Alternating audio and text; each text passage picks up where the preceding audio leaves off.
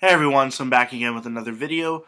This time around, I finally have some more video game pickups to share with you guys, and these are all 6th gen games. I've been having terrible luck lately finding anything really, but this time I managed to find a couple of games for $5 each at a local store, and pretty much here is what I got. So I got the majority of these at a store called Buy and Sell Kings. I go to their store every so often, and usually their prices are pretty decent, but of course with more expensive games, the prices are higher accordingly. But I did manage to come across these games here, and I'll say this. At the store, they don't really have an original Xbox section. So typically when they get original Xbox games, they just put them into a bin with a bunch of other random games and have them priced between like $5 to $6. And I pretty much pulled these out of the bin. But before I get to those, I'm actually going to show you guys two other things that I got out of their 25-cent bin. First, I grabbed just this GameCube case. It was in okay condition, and I mean, I could always use more GameCube cases, especially in good condition. And I just got that for free since I was buying a couple of other games. And I also got this for free, but it was in the 25-cent bin. It's a copy of Under the Skin. It's this weird Capcom game where it looks like you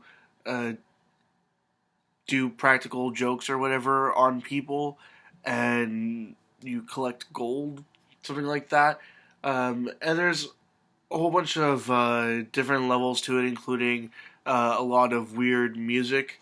And on the back of it, it even says featuring Nemesis and Jill Valentine from Resident Evil, and that's what pretty much sold me on this game. I don't know what they do in this game exactly, but the fact that they're featured somewhat in this game was definitely a selling point for me. Now, for the 4 games that I actually ended up buying from them, they were all marked $4.99 each. They were all games that I didn't have and did want to add to my collection for the most part, except for this last game here, but it's still a pretty decent game. First up, I suppose I should just do this in alphabetical order, is Blinks the Time Sweeper. I had been looking for a copy of this game for some time, but every time that I found it, it was priced way higher than just $5. And this one here was complete and in very good condition. Very happy about that.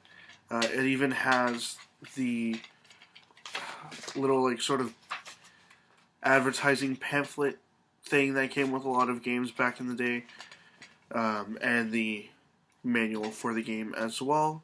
So for $5, that was definitely a decent price. Next up is Buffy the Vampire Slayer Chaos Bleeds. This one is the other Buffy game for the original Xbox. There were 2 Buffy games in the 6th generation for consoles, and I think there was also another Buffy game for Game Boy Advance, but I'm not too certain about that. This one here even came with a free Buffy trading card, and at first I was like, that can't possibly be inside. And then I opened it up, and the Spike card was actually in there, which is interesting to have in there, but I don't really care for it. There's nothing that I would really do with it. But I'm happy to have this game now and actually be able to play. I don't think... Yeah, Angel's not in this game, surprisingly. Like, I find that to be very strange, but they probably make sense of it somehow. I think this game might have come out around the time that the Angel series started, so they might have just tried to distance him from Buffy, but who knows. It looks to be some kind of a action, sort of beat-em-up kind of game.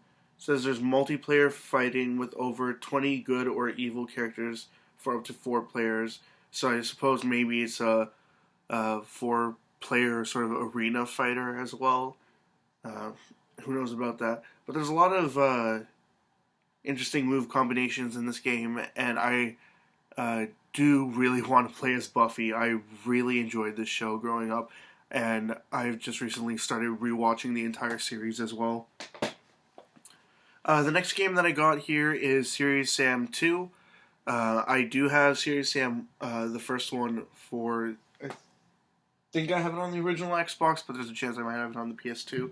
But yeah, I've been looking for this one as well. If I remember correctly, I haven't bought it already. I know that I was looking for it, but I might have not had a chance to start playing it yet. I should have really checked my games before I made this video, but I'm almost certain that I don't have this game already, and I'm happy to finally add it to my collection. And then the last game from this set of games is Torque Prehistoric Punk. I assume that this game is kind of like Jak and Daxter and Ratchet and Clank, like that style, but probably without a companion as well. But yeah, I mean, it was pretty interesting. It's not a game that I've seen often, and it's also an original Xbox exclusive, so it's kind of a no-brainer, especially considering that it's an E-rated game. Definitely on the Xbox, there's a lot fewer E-rated games, so that's definitely a buy for me. Now, the last game that I wanted to show you guys, I actually got this from a store whose name I forget right now, but it's an expensive store. They have pretty much everything that they have there. You can either get somewhere else for much cheaper, or they have something that's interesting but either damaged and overpriced or just extremely overpriced. So there's no point in going to their store. But I found this here mixed in with their memory cards and random accessories. This guy at the store really knows nothing about video games, and his prices are just insane.